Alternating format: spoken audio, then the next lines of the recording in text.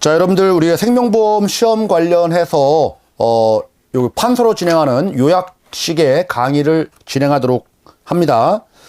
그래서 뭐 정규 수업에서는 전반적인 내용을 다뤘다라고 하면은 이 요약 과정에서는 핵심적인 것들 중심으로 짧고 굵게 이렇게 진행을 하는 거예요. 자, 우리 처음에 여러분들 우리가 이제 1번 문제에 나오는 게 바로 1장 부분 생명보험의 의의와 기능이라는 게 나오죠. 자, 여기에서 그 역사, 서양사, 그리고 현대, 뭐 근대, 현대로 오면서, 그리고 우리나라의 역사, 뭐 이런 것들을 좀 기억을 좀 해두셔야 돼요. 좀 자주 나오는 편입니다. 그래서 뭐 생명보험의 정의에서 상부상조다, 뭐 이런 것들은 뭐 아주 기초적인 내용이니까 넘어가도록 하고요. 우리가 외국의 생명보험 역사 해가지고 고대 제도로 에라노이와 콜레기아라는 게 있다. 그래서 에라노이, 콜레기아, 이거는 좀 기억을 해두셔야 돼요. 에라노이, 그리고 콜레기아. 그래서 여기 노아라고 하죠. 노아의 방주 이렇게 해가지고 이건 종교단체예요. 종교단체. 요거는 기아에 허덕이는 사람 도와주는 상호 부조조합, 상호 도와주는 조합이지 종교단체다 그러면 틀려요. 그래서 둘 중에 종교단체는 어디다? 에라노이다. 이렇게 기억을 좀 해두시기 바라고요. 자, 이제 중세로 오면서 이제 길드라는 게 나와 있죠. 길드. 요거 이제 구분하셔야 돼요. 길드. 길드가 고대 제도다 그럼 틀려요, 여러분들. 자, 요 정도 보시죠. 그리고 이 길드와 관련된 부분 서로 도와주는 제도가 이제 확대돼가지고 영국의 뭐 우회조합이라든지 독일의 구제공고 등으로 형태로 이제 발달했다라는 정도까지 이렇게 발전했다. 어쨌든 발전했다. 자, 요 정도 보시면 되고요. 자, 그 다음에 우리가 톤틴연금이라는 게 나오죠. 톤틴연금. 우리 교재상으로는 톤틴연금이 중세에 이렇게 되어 있지만 여러분들 어찌 보면 근대예요. 톤틴연금은. 잘 보세요. 톤틴연금은 17세기잖아요. 17세기가 어떻게 중세예요. 근대죠. 그렇죠? 산업혁명 이후에.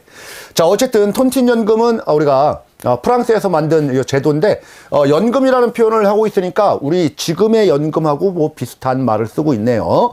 자, 어쨌든 이거는 여러분들 핵심 키워드는 국가 재정을 위한 연금이고 이건 종신연금이다라는 거. 종신연금. 그러니까 죽을 때까지 준다는 얘기예요. 자, 그러니까 죽을 때까지 주다 보니까 어떤 거를 생각을 해야 될까요? 돈 받아가지고 이거를 불이해가지고 이자를 만들어가지고 죽을 때까지 주면은 얼마 정도 사람이 평균 수명이 될까라는 뭐 이런 것들에 대한 통계 기법이 좀 나와야 되겠죠. 그래서 이런 것들은 여러분들 지금도 쓰고 있는 뭐 이자 계산법이라든지 아니면은 그 사망률 뭐 이런 데에 그죠? 토대가 된 거예요. 지금 보면은. 그죠? 우리 이제 사망률 계산이라든지, 이자 계산법. 자, 요런 것들, 우리가 이제 지금도 쓰고 있는 근대 생명보험 발달에 이제 기여했다. 뭐 이런 말이 나와 있습니다. 그리고 뭐 이와 관련된 부분들을 연구한 학자가 나와 있는데요. 우리 교재상으로는, 헨리라는 사람, 헨리, 그리고, 파스칼. 이렇게 나옵니다. 파스칼. 헨리는 여러분들 최초의 사망표라는 것을 작성했다라는 게 나와 있죠. 최초로 사망표를 작성했다. 그리고 파스칼은 생존율을 연구했다. 생존율을 연구했다. 글쎄요, 이거 이제 뒤바꿔서 설명하면 또 틀린 말로 또 출제하기 쉽겠죠, 여러분들. 그렇죠? 그래서 사망할래 이렇게 할래. 우리 외국인들의 표기법이 그때그때 조금 바뀌는 것 같아. 그죠? 예전에는 여러분들, 예전에 우리 교재에서는 이게 할래로 나왔어요. 할래. 헨리가 아니라. 죽을래? 사망할래? 이렇게 기억을 좀 해두시면 될 것 같아요. 연관시키자는 얘기입니다. 자, 그리고 근대 쪽으로 오면서 여러분들, 각 이제 보험 회사들이 등장했는데, 최초의 우리 생명보험 회사는 영국이에요. 영국의 에퀴타블 보험사가 최초였다. 그 다음은 어딘가 한번 쭉 한번 봐보세요. 연도만 여러분들이. 그 다음은 영국 다음. 영순위가 영국이야. 그 다음은 프랑스예요, 여러분들. 프랑스. 1787년 프랑스. 그러다가 또 하나 봐야 될 게 미국이에요. 미국. 미국의 최초의 보험사는 몇 년도냐? 1812년입니다. 펜실베니아 보험사예요. 혹시 여러분들 1905년 뉴욕 보험사. 그럼 틀린 말이에요. 1812년입니다. 자, 그 정도 좀 봐두시기 바랍니다. 그 정도. 그래서 왜 그 정도만 보냐면은 이게 좀 어려운 문제로 여러분들 뭐 가나다라 이렇게 박스로 해가지고 그 근대 생명보험회사의 그 순서, 연대기적 순서 이렇게 묻는 게 나오거든요. 그래서 영순위는 영국이었다. 그런데 가나다라에 영국이 안 나와요. 프랑스, 독일, 뭐 일본, 미국 막 이런 식으로 나오거든요. 그러면 최초의 회사는 어디예요? 프랑스였다. 근데 그것만 알면은 답이 하나밖에 없어요. 그렇죠? 그 정도 보려고 프랑스가 1순위다. 영순위는 영국이다. 뭐 이렇게 연관을 좀 짓자고요. 자, 다음으로 이제 우리나라의 생명보험 역사 관련돼 가지고는 뭐 개와 보가 있었다라고 했는데 이 개는 지금도 모임을 하고 있잖아요. 그렇죠? 그렇죠. 개는 삼한 시대 때부터 그래서 삼계탕 뭐 이런 식으로 암기합니다. 그리고 보와 관련된 부분들은 우리가 불교 단체였어요. 불교. 우리나라 예전에는 역사 공부상으로는 좀 불교 국가였잖아요. 그렇죠? 고려 시대까지 불교였다가 조선 시대 넘어오면서 이제 성리학 도입되고 유교 국가로 이제 바뀌게 되는 거죠. 그래서 우리가 보라는 것은 불교 단체에서 자금을 모아가지고 거기서 이제 이자 같은 거 나오면은 그 돈 가지고 뭐 도와주고 뭐 이렇게 하는 제도가 보였다. 그래서 보와 관련된 부분들은 고려 시대 때도 크게 발달했어요. 고려도 불교 국가였으니까. 그래서 고려 시대 때 뭐 망했다 그럼 틀린 말이다. 이렇게 좀 기억을 좀 해두자고요. 신라 시대 때부터 나왔어요. 그래서 보신탕 뭐 이렇게 암기를 합니다. 자, 어쨌든 그것보다는 여러분들 근대 생명보험, 우리나라 이제 근대 생명보험이 이제 도입된 게 조선시대 말기 때 일본이 이제 우리나라에 이제 들어오잖아요. 좀 암울한 시대죠. 그래서 76년 요 1876년 일본이에요. 일본과의 우리가 강화도 조약으로 일본의 이제 보험사들이 우리나라에 이제 진입할 수 있는 이제 계기가 됐다라는 거예요. 이게 이제 시초가 됐다. 그래서 일본에 있는 이제 보험사가 우리나라에 처음으로 이제 대리점을 세웠는데 이 대리점이 부산에 세웠어요. 부산에. 물론 이제 1876년도가 아니라 몇 년 지난 다음에 이제 세웠죠, 여러분들. 자, 그래서 부산에 세웠다. 서울이 아니다라는 거. 요 정도 좀 보시면 될 것 같아요. 자, 그러다가 우리가 1900년대 우리가 독립운동도 하고 그랬죠. 그래서 우리나라 자체에 이제 보험사들이 등장했는데, 1921년도에, 조선생명, 회사를 우리나라 자체적으로 만든 게 최초예요. 우리나라는. 1945년도 아니다. 1921년도다. 뭐, 요 정도 보시면 되고. 자, 어쨌든 2차 세계대전이 끝난 1945년도 끝나고, 이제 일본이 떠나고, 우리나라 이제 1948년도에 임시 정부 수립하고 뭐 이렇게 하다 보니까 그 당시만 해도 이념 분쟁 때문에 그죠? 사회주의, 공산주의냐 아니면 자유주의냐, 자유민주주의냐 해서 김일성 그리고 우리나라는 남한 쪽은 이승만 정권 그래서 싸웠잖아요. 그게 바로 이제 한국 전쟁 1950년대죠. 어쨌든 간에 일본이 떠나고 우리나라 1950년대 들어서면서 일본이 보험을 철수하면서 보험료 받은 것들을 다 먹고 튀었어요.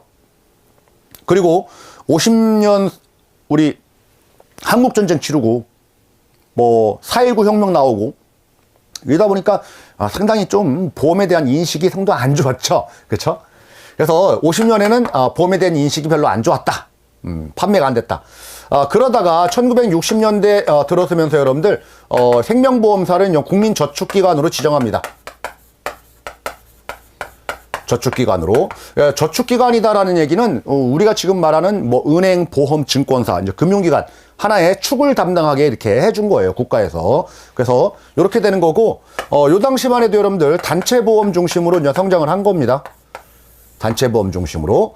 자, 그러다가 이제 70년대 들어서면서 우리가 단체보험에서 개인보험으로 이제 전환이 되는 거죠. 개인보험으로 전환이 되고.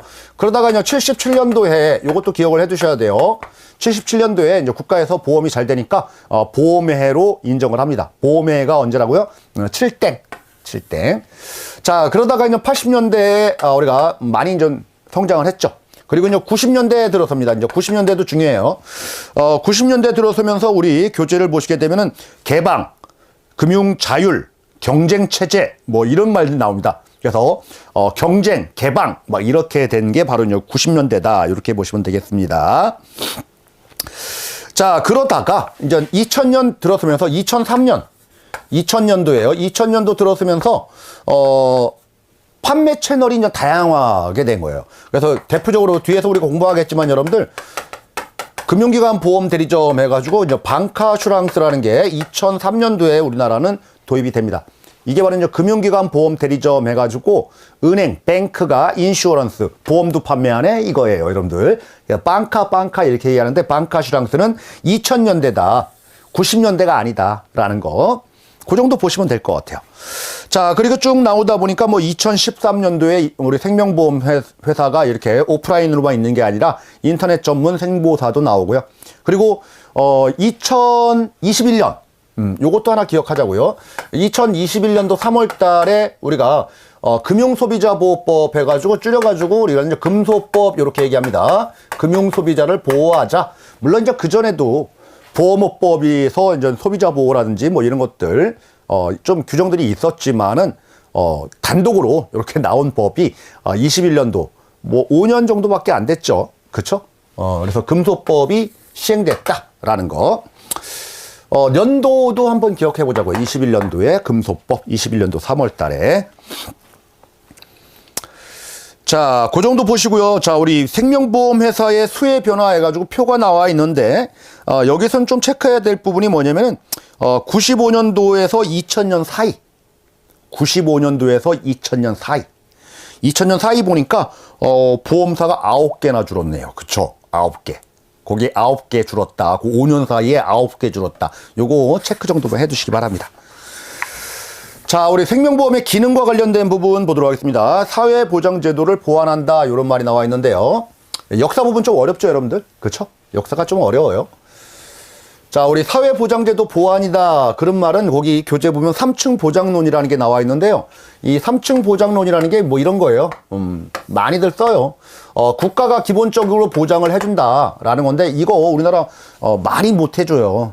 조금밖에 못 해준다. 그래서 최저 수준밖에 안 된다. 기초적인 수준밖에 안 된다. 그러면 어디서 또 보장을 받아야 되냐? 뭐 직장 다니시는 분들은 뭐 기업체에서 기업 보장을 받는 사람들도 있겠지만 그렇지 못한 사람들도 있을 거예요. 자, 이것도 부족하다라고 해서 개인이 추가적으로 더 보장을 해야 된다. 개인이 스스로 더 보완을 해야 된다라는 거예요. 그래서 국가에서 대부분 보장해 주는 게 이게 바로 이제 사회보장이라는 거예요. 사회보장. 사회보장제도가 완벽하지 못하다. 기초밖에 안 낸다. 그러니까 우리가 민영보험이라든지 민영금융기관을 통해 가지고 더 이거를 더 업그레이드 시켜야 된다. 보완해야 된다라는 거죠. 생명보험 회사도 그런 거의 일환이다. 그러면은 보험 쪽을 보게 되면 여러분들 사회보험에 해당되는 우리가 국민건강보험 있잖아요. 사회보장제도가 쭉 나와 있는데 사회보험이라는 게 있어요. 사회보험 해가지고 우리는 어떻게 흔히 얘기해요? 4대 보험이다 뭐 이렇게 얘기합니다. 국민건강보험, 그리고 고용보험, 산재보험, 국민연금 뭐 이런 것들이 있는데 완벽하지 못해요. 이 보장 수준이 뭐 60% 정도밖에 안 됩니다.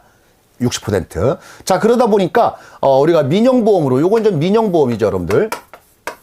민영보험으로 더 재량껏 더 보장성이라든지 아니면 연금 이런 것들 더 준비를 하셔야 됩니다라는 거죠. 그러니까 요 사회보험과 민영보험의 차이점은 뭐냐면 둘 다 보험이라는 건 공통이에요. 그렇죠? 근데 사회보험은 법률에 의해서 강제적으로 의무적으로 가입을 해야 되는 거예요. 근데 요거는 여러분들 내 마음에 따라서 임의적으로 가입하면 되는 거죠. 그리고 민영보험은 민영보험사가 보험료 받아서 운영을 하는 거고, 요 사회보험은 국가가, 그쵸? 국가가 돈 받아서 운영을 하는 거예요. 보험제도라는 것은 똑같아요. 돈 내는 건 똑같고요. 자, 그러면은 요 민영보험하고 사회보험은 여러분들 서로 이제 대치되는 관계도 있죠. 서로 간에 경쟁 관계도 있어요. 어떤 사람들은 나 사회보험 가입하고 있으니까, 즉 건강보험 있으니까 충분해. 민영보험 굳이 가입 안 해도 돼. 그러면은 대등한 위치로 보는 거고, 근데 부족하니까 조금 더 보완을 해야 된다. 뭐 이런 관계도 있는 거죠. 그래서 상호 경쟁 관계도 있지만 보완 관계로도 우리는 본다. 뭐 이렇게 교재에 나와 있는 겁니다. 그래서 요 사회보험과 민영보험을 비교하는 표가 나와 있는데, 요것도 여러분들 가끔 나와. 가끔. 자, 그 다음에 중요한 게 요 사회보장제도의 우리 종류에서 요 사회보험, 4대 보험 요 종류 꼭 기억을 해 두시기 바라고요. 자, 다음으로 나와 있는 게 이제 공공부조라는 게 있고, 또 하나는 우리가 이제 사회 서비스라는 게 더 있어요. 이 공공부주는 사회가, 국가가 도와준다라는 건데 좀 어려우신 분들, 경제적으로. 그래서 여러분들 기초생활수급권자 뭐 이런 얘기 들어봤죠? 이거예요. 기초급여라든지 기초생활수급이라든지 아니면 의료급여 뭐 이런 것들이 바로 공공부주가 되는 거고, 요 사회서비스는 과거에는 사회복지서비스라는 말로 했어요. 근데 복지자를 빼더라고. 그래서 여러분들 뭐 약자들을 도와 복지 혜택을 주는 거예요. 그래서 젊은 사람보다는 노인이 약자고, 그렇죠? 그 아동이 약자고, 그리고 비장애인보다는 장애인이 약자고, 그래서 노인복지, 장애인복지, 뭐 아동복지, 그리고 가정복지. 이 가정복지라는 게 과거에는 뭐 남성보다는 여성, 그래서 여성복지 이거였어요. 근데 이렇게 편가르게 하면은 좀 그러니까 이제 가정복지 이렇게 얘기합니다. 그래서 각종 복지. 뭐 공무원 복지, 공무원 약자 아니잖아요. 그렇죠? 약자들에 대한 복지예요. 그래서 그냥 공공부주의 종류, 그리고 사회 서비스의 종류. 자, 요렇게 여러분들 가끔 시험 문제 나오는 거니까 요거, 체크해 두시면 됩니다. 자, 다음 우리 국가경제 뭐 발전에 기여한다 넘어가고요. 자, 우리 생명보험 자산의 특징 관련돼가지고 장기 자금이다. 그리고 돈 맡겨놔서 나중에 보험금 타갈 거니까 신탁 재산이다. 그리고, 공공적인 성격도 가지고 있다. 뭐, 너무나 쉽죠, 여러분들? 자, 우리 생명보험 자산의 운용의 원칙 해가지고 요것도 좀 나옵니다, 여러분들. 생명보험 자산이라고 하는 것들은 생명보험사가 이제 보험료 받은 것들을 얘기해요. 이 보험료 받은 것들은 어떻게 운용을 해야 되느냐, 어떻게 굴려야 되느냐라는 거예요. 그래서 첫 번째 여러분들, 안정성이다, 이런 말 나옵니다. 나중에 보험금으로 줘야 되니까 손실보험은 안 되잖아요. 그쵸? 그래서 안정적으로 운영해라, 라는 거고요. 그리고 유동성, 이런 말이 나옵니다. 유동성이라는 얘기는 언제든지 빼다가 줄 수 있게 혈액순환 왔다 갔다 황금성이라고도 얘기합니다. 그래서 언제 사고가 나고 언제 보험금이 나갈지 모르잖아. 그래서 이 보험료 받은 것들을 꽁꽁 묶어놓고 빼지 못하게 묶어놓으면 유동성이 떨어져요. 그렇죠? 그래서 언제 우연한 사고에 대해서 바로바로 대처할 수 있고 보험금으로 지급할 수 있도록 그런데 운용을 해라. 그래서 대부분 여러분들 우리가 유가증권에 많이 투자해요. 유가증권이라는 얘기는 뭐냐면은 주식, 채권 이런 것들을 얘기해요. 그러니까 언제든지 황금성이 좋으니까 빼다 주는 거죠. 자, 그리고 안정성, 유동성만 하면은 돈을 못 벌 것 같잖아요. 그죠? 그런데 어느 정도의 돈은 벌어야 되겠죠. 그래서 수익성 추구해라.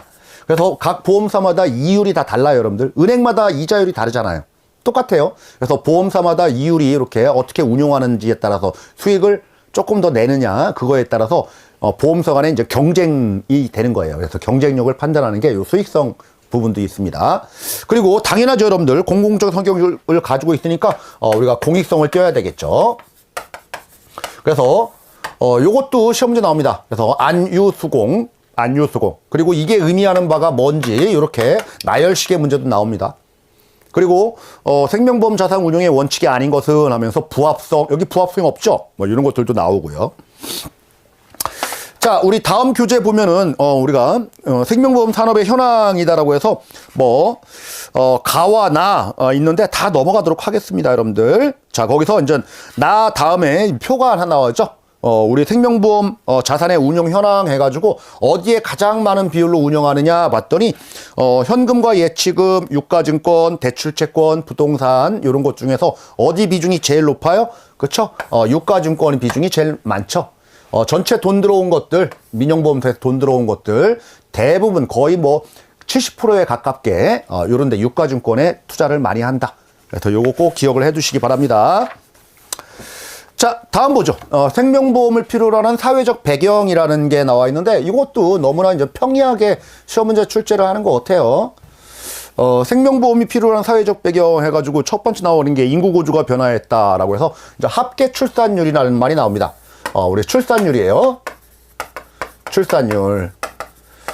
이건 뭐냐면 가임 여성이에요. 이제 아이를 낳을 수 있는 연령대에 해당되는 여성 한 명당 몇 명 낳느냐라는 건데 뭐 0.72명이다. 뭐 어떤 뭐 언론에서 보게 되면 최근 통계치가 바뀌었어요. 0.7도 안 되고 0.9대입니다. 막 이런 식의 통계치가 나오는데 한 명이 채 안 된다라고 보시면 돼요, 여러분들.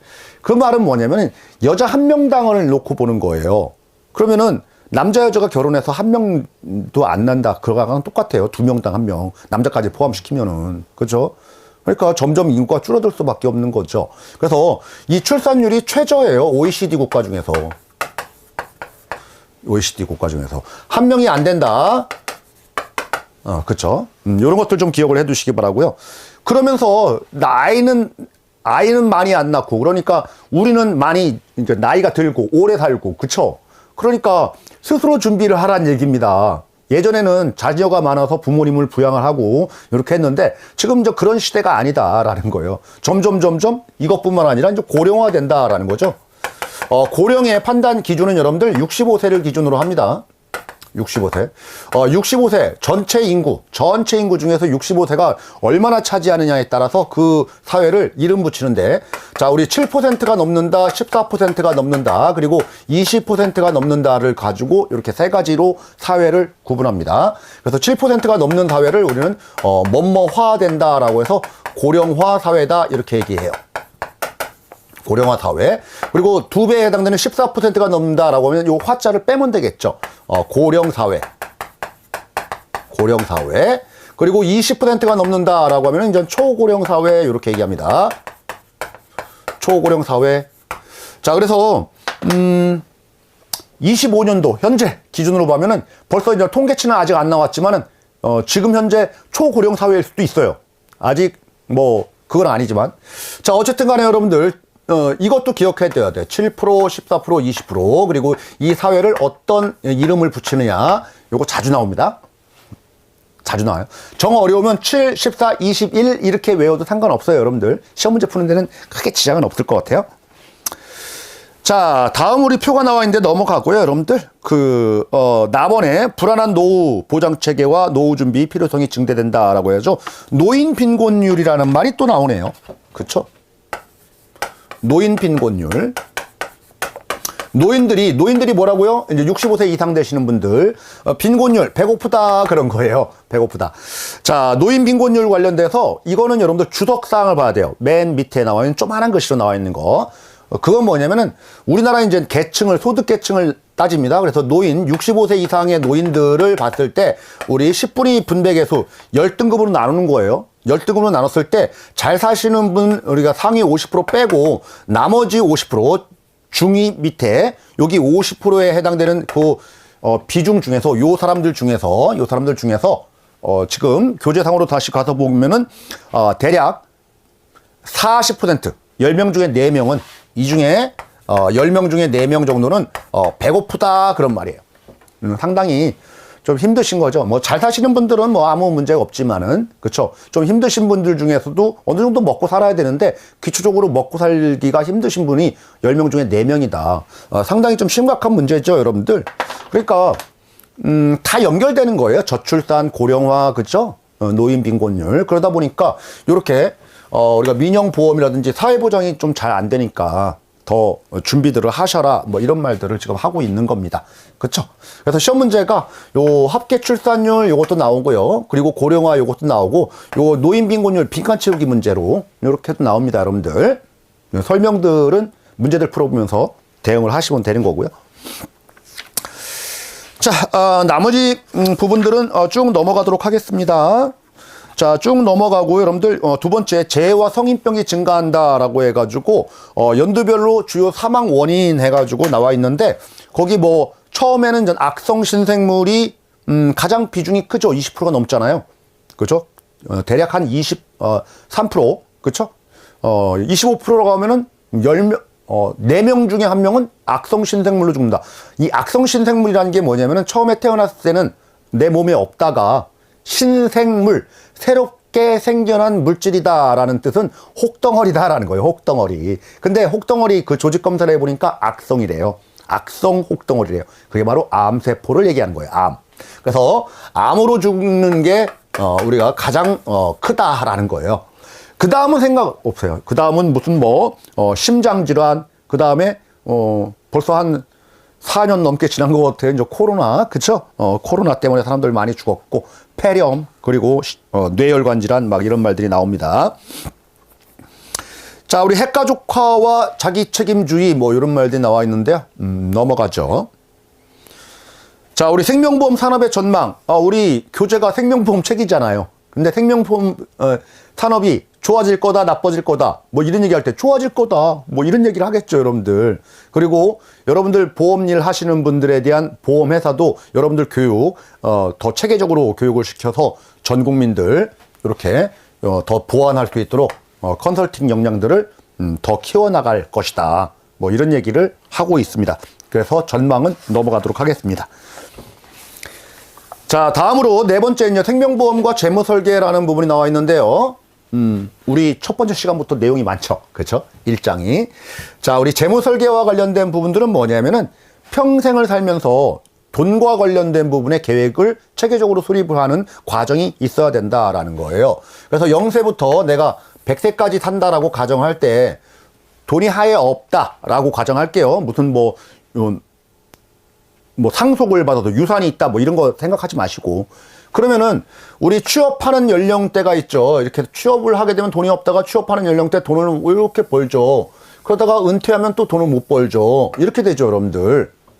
요게 바로 이제 여러분들이 이제 소득과 관련된 거예요. 그리고 취업하자마자 요때는 또 결혼을 하죠. 그래서 신혼기라고 합니다. 근데 요때쯤 되면은 중년기라고 하는 거죠. 중년기. 여기가 이제 노년기 이렇게 될 거예요. 자, 그런데 돈 버는 거는 이렇지만 돈을 써야 되잖아요. 돈을 먹고는 살아야지. 처음부터 우리 못 먹고 못 살잖아요. 그죠? 먹고 살아야 돼. 이렇게 우리는 소비 패턴이 일어난다라는 거죠. 소비는. 자, 그러니까 요 신혼기 때는 여러분들 소비가 더 커요. 요 소득보다. 그래서 여기 때는 적자예요. 어찌 보면은. 근데 여기는 상당히 이제 흑자죠. 흑자. 흑자 구간이 요 구간이다라는 거예요. 예를 들어서 월급 500만 원 받고 씀씀이는 200만 원이다 그러면 300만 원이 남잖아요. 그게 흑자 부분이에요. 남는 소득을 우리는 뭐라고 하느냐? 잉여 소득이다 이렇게 얘기합니다. 잉여 소득. 그러니까 과거에는 좀 마이너스 난 부분, 대출로 생활을 했다라고 하면은 돈 남았을 때 이걸로 갚아 나가는 거고, 그리고 더 남는 것들을 모아놨다가 노후 때 또 생활을 할 수 있는 요 체계적인 플랜이 좀 필요하다. 요런 게 바로 재무설계다. 재무설계. 재무설계가 하는 궁극적인 이유는 뭐냐면은 이 소득 지출과 소비 지출이 일치하지 않기 때문에 그런 거죠. 평생 매월 500만 원씩 들어오고 500만 원씩 쓴다라고 하면 딱 맞죠. 이런 구체적인 계획을 안 세워도 되죠. 근데 그렇지 않다라는 겁니다. 자, 뭐가 더 급변합니까? 그렇죠. 이 소득 흐름이 급변하죠. 그거에 비해서 소비 흐름은, 소비 패턴은 늘 써야 되니까, 기초적인 생활을 해야 되니까 요거는 완만한 우리가 패턴을 보이고 있죠. 그죠? 급변한다는 얘기는 가파르게 변한다라는 거예요. 우리 교재 그림도 나와 있죠, 여러분들. 그림도.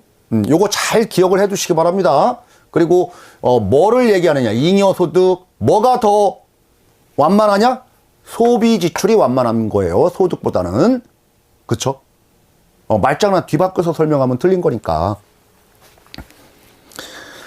자, 다음으로 우리 나번에 재무설계 필요성 해가지고 거기 뭐 박스식으로 나와 있는데, 생애 소비 만족을 극대화한다, 미래 리스크 대비한다, 사회 경제적 환경 변화에 대응한다, 뭐 이런 말도 나와 있는데, 자, 넘어가고요. 자, 쭉 넘어가셔가지고 2번에 미래 리스크 대비다라고 되어 있는데, 이제 물가 상승 관련이죠. 미래에 물가가 오를 것 같대요. 여러분들 많은 얘기 듣죠, 물가 상승. 그러니까 물가 상승이 예를 들어서 2% 오를 것이다 라고 보면은 그거보다 더 많은 나는 수익을 내면서 또 운용을 해야 돼요, 돈들을. 물가보단 더 많은 돈을 벌어놔야죠. 왜 물가 상승이 문제냐? 인플레이션율이에요. 물가 상승, 지금 100원이 앞으로 물가가 5% 오른다라고 하면은 105원이 된다라는 거죠. 똑같이 지금 빵을 하나 100원 주고 사 먹는데 1년 후에 빵 사 먹으려면은 105원이 있어야 된다라는 거예요. 만약에 100원 그대로 내가 이걸 운용을 잘 못하고 100원 그대로 가지고 있으면은 이 100원 가지고 빵을 못 사 먹는다, 그런 말이잖아요. 그쵸? 그러니까 이 100원은, 지금의 이 100원은 물가가 상승하게 되면은 화폐 가치가 쓰잘데기 없는 거가 된다라는 겁니다. 그래서 물가 상승의 효과와 관련된 부분이 나와 있는데요. 화폐 가치가 하락한다, 그리고 실질적인 구매력이 떨어진다, 이런 뜻인 거예요. 그리고 물가가 상승하면 앞으로 더 많은 돈이 필요하다 그런 뜻인 거고. 그래서 물가 상승의 효과가 화폐 가치가 떨어진다, 구매력이 떨어진다, 더 많은 돈이 필요하다 요거입니다. 그래서 실질 구매력이 증가한다 그럼 틀려요. 너무나 쉽나? 그래서 이런 것들도 나오고요. 자, 뭐 실업과 질병, 장수 위험이 존재한다. 그러니까 추가적으로 더 보험들 들어가지고 대비를 해야 된다라는 거고. 다음 우리 사회 경제적 환경 변화에 대응한다라고 해서 가계 금융자산 증가라는 말이 나옵니다. 이 말은 뭐냐면은 우리나라 사람들은 여러분들 가계 자산 구성 비중을 보면은 우리나라 사람처럼 뭐 부동산을 좋아하는 민족은 없는 것 같아요. 그죠? 여러분들도 부동산 좋죠? 주택이라든지 땅이라든지 뭐 이런 것들. 그래서 은퇴하신 분들, 어르신분들 이렇게 보면 평균 개념이에요. 평균 개념으로 가지고 있는 소유 재산 중에서 가장 큰 비중을 차지하고 있는 게 대부분 주택이에요. 그리고 이런 실물 자산, 부동산 자산까지 이렇게 쭉 보게 되면은 그거의 비중이 대략 70% 정도 돼요. 그러면 나머지 30%가 뭐예요? 금융자산이라는 얘기예요. 금융자산. 그러니까 금융자산의 비중이 너무 적죠. 이런 거를 가지고 잘 투자하면서 운용을 하면서, 그쵸? 노후 준비를 해야 되는데. 그래서, 천만다행인 게, 이제 부동산의 자산 비중이 점점 줄고, 이제 금융자산의 비중이 점점 높아지는 추세에 있다. 이런 얘기를 하는 겁니다. 이런 얘기를 하는 거예요. 근데 부동산을 많이 가지고 있으면 여러분들 문제점이 뭘까요? 왜 문제가 있을까? 좋은 거 아니에요? 물론 좋죠. 근데 안 좋은 점은 뭐냐면은 이런 금융자산 대비 유동성이 떨어져요. 유동성이 낮은 자산이에요. 즉시 현금화해서 뭐 하기 힘든 그런 성격을 가지고 있다라는 거죠. 노후에 계속적인 매달 생활비라든지 이것들이 필요한데 이런 것들로 운영할 때 조금 제약이 있다라는 겁니다. 그렇죠? 그래서 유동성이 높기 때문에 아주 유리하다라고 하면 틀리다. 부동산은 유동성이 떨어진다라는 것까지도 함께 기억을 해두시기 바라고요. 자, 나눠보니까 금융상품이 다양화된다라는 말이 나옵니다. 요즘 뭐 너무나 많죠, 금융상품이. 보험상품도 한두 개가 아니라 막 헷갈려요. 어려워요. 그죠? 그러니까 체계적인 미래 대비를 위해서 이런 금융자산에 대한 제대로 된 뭐 컨설팅 여러분들이 잘 아셔가지고 우리가 고객들 만나서 잘 얘기도 해줘야 돼요. 그러니까 재무 설계가 필요한 거예요. 그래서 여러분들을 뭐 컨설턴트 또는 플래너 또는 그렇죠? 뭐 이런 식의 끝에 단어들을 쓰는 거잖아요.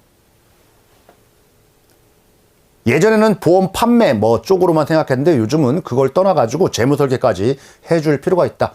이렇게 금융시장이 다 변화하고 상품도 너무나 많고 하니까 어려워도 한다. 여러분들도 어렵잖아요.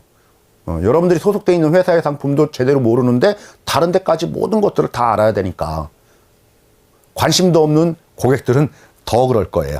그래서 뭐 이런 환경의 변화가 있기 때문에 재무 설계라는 것은 더더욱 필요하다라는 겁니다, 여러분들. 그래서 우리 첫 번째 시간은 이렇게 재무 설계까지 뭐 고령사회 진입과 관련된 부분들은 앞쪽에서 봤죠. 그래서 이렇게까지 좀 알아봤으니까 요 내용들을 잘 정리를 하셔가지고 대비를 해두시면 됩니다. 너무 좀 딱딱한 부분에도 그렇죠? 요약이 아닌 것 같아요. 그래서 전반적인 부분들 다 설명을 드렸습니다.